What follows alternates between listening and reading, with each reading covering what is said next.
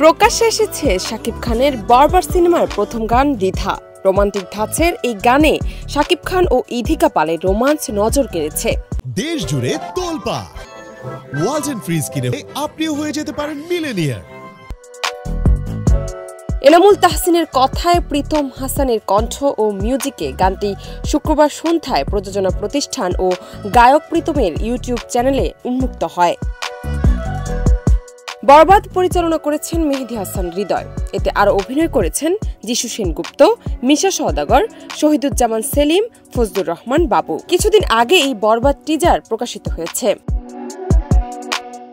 শাহরিন আক্তার সুমির প্রযোজনায় বরবাদ সিনেমা হতে চলেছে ঢালিউড ইন্ডাস্ট্রির সবচেয়ে ব্যয়বহুল সিনেমা।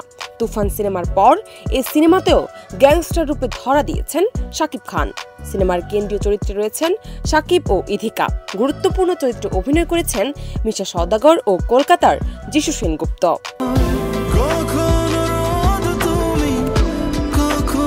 জান্নাত টিপু, দেশ রূপান্তর।